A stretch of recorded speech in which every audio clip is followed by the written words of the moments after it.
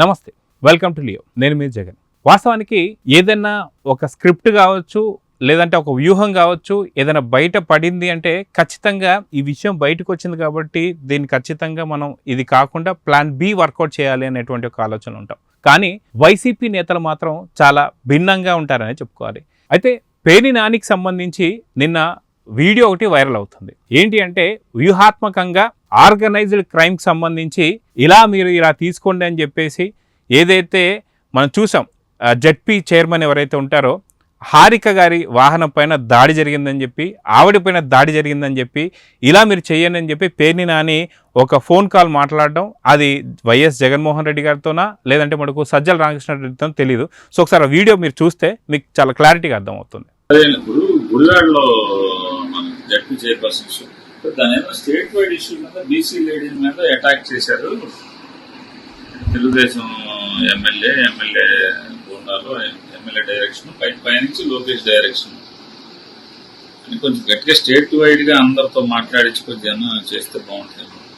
BC lady Gowda caste, okay, దాన్ని అందరితో loud గా కొంచెం టేకప్ చేస్తే బాగుంటుంది.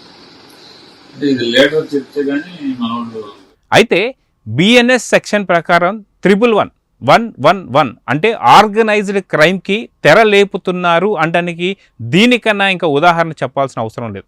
ఎందుకు అంటే బిఎన్ఎస్ సెక్షన్ ప్రకారం గతంలో మనం చూసాం, పోసాని కృష్ణమురళి కావచ్చు, అదేవిధంగా చూసుకుంటే మనకి బోరుగడ్డ అనిల్ కావచ్చు, లేదా మిగతా వారందరూ ఎవరైతే వైసీపీ నుంచి అరెస్ట్ అయిన వాళ్ళందరినీ కూడా బిఎన్ఎస్ సెక్షన్ ప్రకారం 111 ఎందుకు పెట్టాలి అంటే మనకు ఖచ్చితంగా దాంట్లో వీళ్ళు ముందే కూర్చొని వ్యూహం వేసుకొని ఎక్కడ ఎలా చేయాలి అనేది మనం చూస్తున్నాం.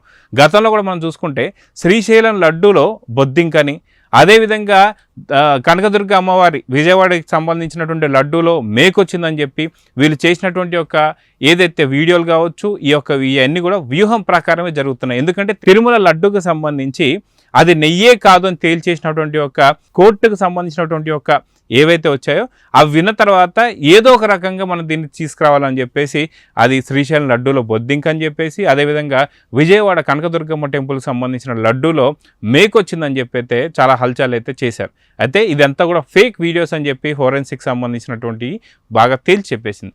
అయితే ఇవే కాకుండా ఇప్పుడు ఇంత వ్యూహాత్మకంగా వీళ్ళు ఒక స్క్రిప్ట్ వేసి వ్యూహం పన్ని ఖచ్చితంగా రేపు దాడి ఎట్లా చేయాలి, రేపు సాక్షిలో ఏం రాతలు రాయాలి అనే వాటిపైన నిజంగా అక్కడ చీఫ్ ఎడిటోరియల్స్ ఎవరైనా ఉంటారో లేదో తెలియదు, కానీ వైసీపీ సంబంధించినటువంటి ఒక గూండాలు కావచ్చు, రౌడీలు కావచ్చు, వీళ్ళ చేతుల నుంచే వీళ్ళు ఏ స్క్రిప్ట్ ఇస్తే అదే ఖచ్చితంగా ప్రచురిస్తారు అనడానికి ఖచ్చితంగా ఏదైతే పేర్ని నాని నోట్లోంచి మనం మాటలు వింటున్నామో అదే నిజంగా సాక్షి ఈరోజు హెడ్లైన్స్లో వేసి ముందు పేజీలో వేసిందంటే మనకు అర్థమైపోతుంది. వాస్తవానికి అక్కడ ఏం జరిగింది అనేది స్పష్టంగా వైసీపీ తెలుసుకోకుండా అక్కడ నిరసన తెలియజేసినటువంటి ఒక ఏదైతే మనం చూసాం, జనసేన కావచ్చు, టీడీపీ కావచ్చు, నిరసన తెలియజేస్తే వైసీపీ మూకలు ఎవరో దాడి చేసిన దాన్ని కూడా తీసుకొచ్చి ఇక్కడ రుద్దడాన్ని మనం ఎలా చూడాలి. అదేవిధంగా చూసుకుంటే పొదిలికి సంబంధించినటువంటి టూర్లో జగన్మోహన్ రెడ్డి పొగాకు బేలని ఎలా తొక్కి నాశనం చేశాడు. నిన్న చూస్తే మనకి కావాలని ఒక స్క్రిప్ట్ ప్రకారం డ్రోన్ షాట్స్ లేకపోయి ఉంటే మనకు అర్థం అయ్యేది కూడా కాదు. కరెక్ట్గా జగన్ కాన్వాయ్ వస్తుంటే ఏదైతే బంగారుపాలెంకి సంబంధించినటువంటి ఒక వాళ్ళు ఎవరైతే ఉన్నారో వైసీపీ నేతలు, టీడీపీ కార్యకర్తల దగ్గర నుంచి అక్కడ నార్మల్గా ఉండేటువంటి రైతుల దగ్గర నుంచి మామిడికాయలు బలవంతా లాక్కొని ఆ యొక్క ట్రాక్టర్ల నుంచి ఆ మామిడికాయలు కింద పడేయడం, దాన్ని ఇంకొక ట్రాక్టర్ తొక్కడం. అంటే కనీసం ఆ యొక్క మామిడి పళ్ళని స్కూల్ పిల్లలకో, వృద్ధులకో, లేదంటే ఇంకెవరికైనా సరే పంచాలి. కానీ ఎందుకు ఇలాంటి ఒక కుట్రలు అంటే ఖచ్చితంగా వీళ్ళు ఏదైనా సరే ఒక సెన్సేషన్ క్రియేట్ చేయాలంటే ఇలాంటివి ఏదైనా సరే దాడులు, దౌర్జన్యాలు ఇవన్నీ జరగాలనేటువంటి ప్రయత్నాలు మాత్రం మనకి చాలా క్లారిటీగా అర్థమవుతుంది. అయితే బిఎన్ఎస్ సెక్షన్ ప్రకారం 111 ఎందుకు పెట్టాలి అని చెప్పేసి అనాల్సి వస్తుంది అంటే ఇలా ఆర్గనైజ్డ్గా కూర్చొని ఒక ప్లాన్ చేసి దీన్ని ఇలా చేద్దాం, రేపు ఈ యొక్క హారిక గారి పైన జరిగినటువంటి దాడి ఇది అని చెప్పేసి అని వాళ్ళు చేస్తూ వస్తున్నారు. వాస్తవం చెప్పుకోవాలి అంటే అక్కడ ఏం జరిగింది, గుడివాడకి సంబంధించి అక్కడ ఏం జరిగింది అనేది మాత్రం చాలా ఖచ్చితంగా క్లారిటీగా మనకు అర్థమవుతుంది. అయితే ఏదైతే మనం చూసాం, ఏదైతే చంద్రబాబు నాయుడు గారి పైన తీస్తున్నటువంటి ఒక వ్యతిరేకమైనటువంటి ఒక ప్రోగ్రామ్కి సరైన సక్సెస్ కాకపోవడంతో ఈ యొక్క ప్రోగ్రామ్ని ఏదో ఒకటి చేయాలనే దాని మీద ఈరోజు హారిక గారిని ముందు తీసుకొచ్చి పెట్టారు. వాస్తవానికి వైసీపీలో ఉండేటువంటి ఒక ఎంతోమంది పురుషులు ఉన్నా సరే మహిళల్ని ముందు పెట్టే ఆటలు ఆడుతూ వస్తుంటారు. ఇది ఎప్పటి నుంచో మనకు తెలిసినటువంటిది. అయితే ఖచ్చితంగా కుట్రలు బయట పడ్డ తర్వాత కూడా దాన్ని అమలు చేయడం ఎలా చూడాలంటే మనకు ఖచ్చితంగా వైసీపీకి సంబంధించి పూర్తిగా బరితెగింపు అని అర్థమవుతుంది.